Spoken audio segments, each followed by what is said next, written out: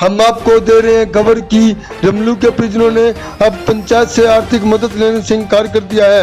लघु सचिवालय में पहुंचे उनके परिजनों ने कहा कि वे पंचायत से आर्थिक मदद नहीं लेंगे, बल्कि सरकार हमें मदद दे। आपको बता दें, कुछ देर के लिए उन्होंने लघु सचिवालय में धरना भी दिया। मौके पर हांसी के एसपी डॉक्टर लोकेंद्र सिंह पहुंचे और उन्होंने उनके परिजनों की मांगों को सुना और आश्वासन दिया कि उनकी मांगों को ऊपर तक पहुंचाया जाएगा। उसके बाद वे धरने को समाप्त कर अपने गांव को चले गए।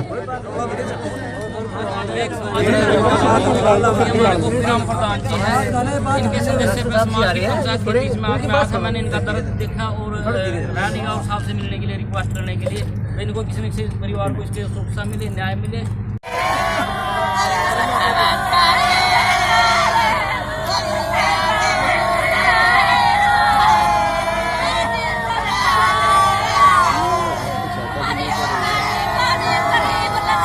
और सुरक्षा की है तो सुरक्षा तो है ही है, इसमें कोई दो राय नहीं होता, हमारी जिम्मेवारी है। बाकी अभी एसपी साहब बोल के गए, उनको आश्वासन दिया है और उचित कार्रवाई होगी। और हमारे डिपार्टमेंट में भी एसपी साहब ने आश्वासन दिया कि टेम्परेरी तौर पर अगर कोई एडजस्टमेंट हो सकी तो उसको भी कंसिडर करेंगे। बाकी डीसी मैडम से बोल करके इनके परिवार को हर तरह की मदद दी जाएगी। तो कोई ऐसा भी है क्या, कोई पुलिस कर्मचारी इनकी सुरक्षा में तैनात किए जाए फिलहाल, ऐसा कुछ है? वो सब एसपी साहब देख रहे हैं, सुरक्षा में सारे सुरक्षा में है, कोई समस्या नहीं है। तो आपके आश्वासन से संतुष्ट हो गए हैं? जो बिल्कुल संतुष्ट हैं, आपके सामने है। ठीक है सर, ठीक है सर, ठीक है सर। टेम्परेरी अगर हमारे यहाँ जो भी भर्ती होगी उस पर हम अगर आप चाहेंगे तो उस पर हम कंसिडर करेंगे बिल्कुल, और वो पद दे सकते हैं। डीसी मैडम से भी बात करेंगे कि अगर वहाँ पर कोई खाली हो तो वहाँ पर भी वो कोई जो कॉन्ट्रेक्चुअल भर्ती है वो आपको दे सकें।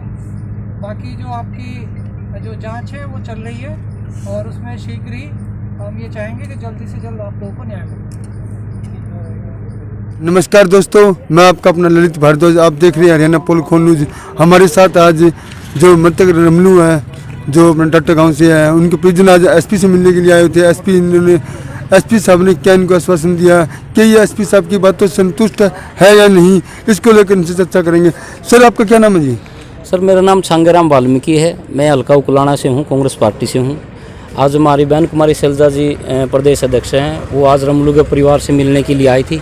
वो आई पहले भी थी, लेकिन उस समय सोशल मीडिया के माध्यम से कुछ और सूचना मिली थी कि भाई इसी रामेर नाम का अभियुक्त है, उसके परिवार में वहाँ बैठने भी गई थी बहन जी।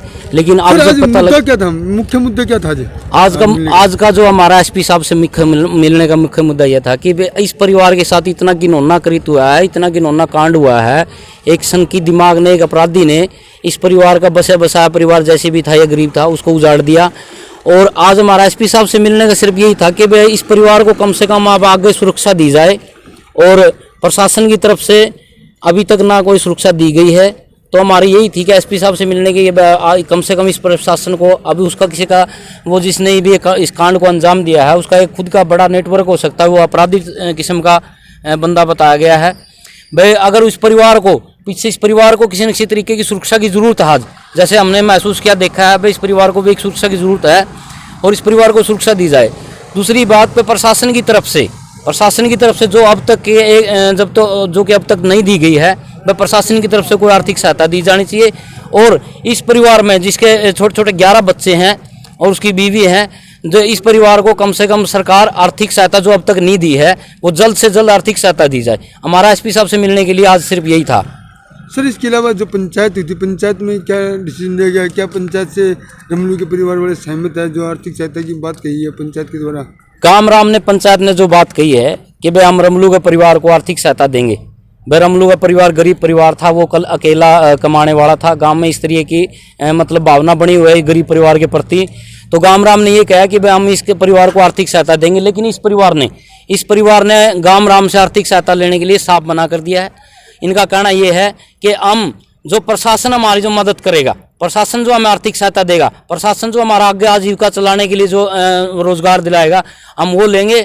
और न्याय चाहिए हमें, सबसे पहले न्याय चाहिए। उस रामेर के साथ इस घिनौने कांड को अंजाम देने में कितने लोग और इन्वॉल्व थे, अभी तक पुलिस की जांच से यह परिवार संतुष्ट भी नहीं है। पुलिस की जांच से, जो क्यों पुलिस ने अभी उसमें SC/ST एक्ट जोड़ दिया है। ये एसपी साहब ने मेरे को बताया कि SC/ST एक्ट जोड़ दिया, हत्या का मुकदमा दर्ज कर दिया। लेकिन जैसे हम नारायण क्या नाम है, आसी सदर थाना में गए, आसी सदर थाना में गए तो वहाँ का SHO ने इस परिवार को बाहर निकल के एक बार ये तक नहीं देखा भाई ये परिवार है कौन क्या है। उन्हें 5 मिनट का नाम लिया, इस परिवार ने 1 घंटे तक वहाँ पर इंतजार किया। SHO साहब ने बाहर आकर नहीं देखा। तो कहीं ना कहीं पुलिस का जो ढीला रवैया, पुलिस की जांच है, ये सही नहीं है। SHO साहब का ऐसा रवैया बिल्कुल इस परिवार को संतुष्ट करने वाला नहीं है। तो ये सबसे बड़ी बात बता दें कि पंचायत जो उनके आर्थिक मदद की बात कर रहा है पंचायत, लेकिन रमलू के परिजनों ने आर्थिक सहायता पंचायत से लेने से मना कर दिया। जो हमारे से बातचीत चल रही थी, उन्होंने कहा जो प्रशासन और सरकार मदद देगी, आर्थिक मदद देगी, वो लेंगे, लेकिन पंचायत से नहीं लेंगे। ये एक बड़ी बात आज सामने आई है।